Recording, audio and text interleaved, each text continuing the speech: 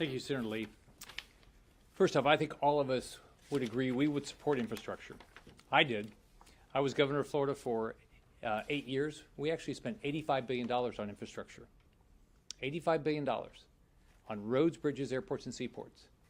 Now, we did it responsibly. At the same time that we spent $85 billion, we paid off of third estate debt. We paid off, I think, about $10.5 billion of debt. At the same time, we cut taxes and fees 100 times. The way we did it is the way we should be doing government. You grow your economy, and then your revenues increase.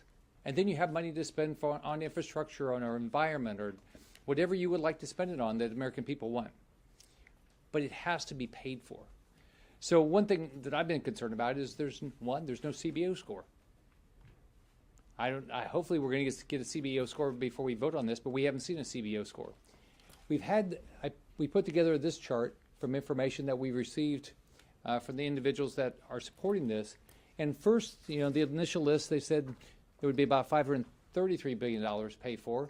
And then the next list, it looks like, a total of, $480-some billion.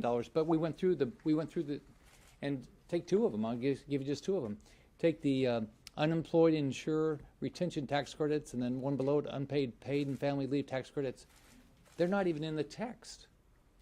That's $150 billion to pay for us. Now, maybe it's in the text. It's a long text. It's 2,700 pages. We haven't found it yet, but no one's been able to show me where that's in the text.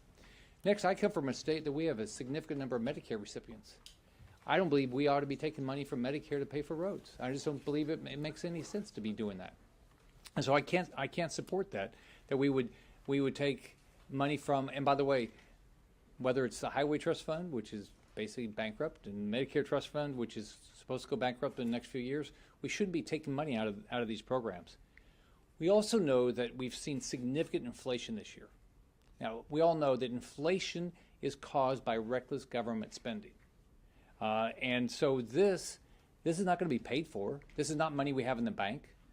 This is going to be paid for through borrowing. I've proposed, why don't we not spend this money unless we collect it first? Why don't we not spend it if we see inflation as a result of it? So we'll see if any of those go forward. But let me just give you some examples of what's happening to inflation. And inflation is caused by doing things like this, spending money we don't have. It causes inflation. A father of 3 in Jacksonville who is temporarily helping take care of 2 other kids because their father is out of work. He's been working a second job driving Uber to pay for the groceries of additional kids. Well, now what we've seen with gas prices are up $1 a gallon. We've seen his Uber job be less and less profitable as gas prices continue to go up. A mother of 4 in Wauchula said that she used to be able to go to the grocery store and she would spend a certain amount every month for groceries. She was able to spend about $200 a month for meat to feed her family of 5, and now she can. I mean, the $200 will not go far enough to pay for this. And it's all because of inflation, and inflation is caused by reckless government spending. I grew up in a very poor family. We lived in public housing. I watched my mom struggle to put food on the table. I remember where she would take in ironing, and my older brother and I would have to, whatever money she made, we'd go to the grocery store, and she said, "You can't spend more than this. This is all you have. We know things are going up in price, so we had to know what everything cost. We had to measure it in our head and make sure, because we just whatever change she made that day, that's what we spent groceries on." That's going on all across this country. Families are struggling. 87% of Americans are worried about inflation right now, and they're changing their buying habits.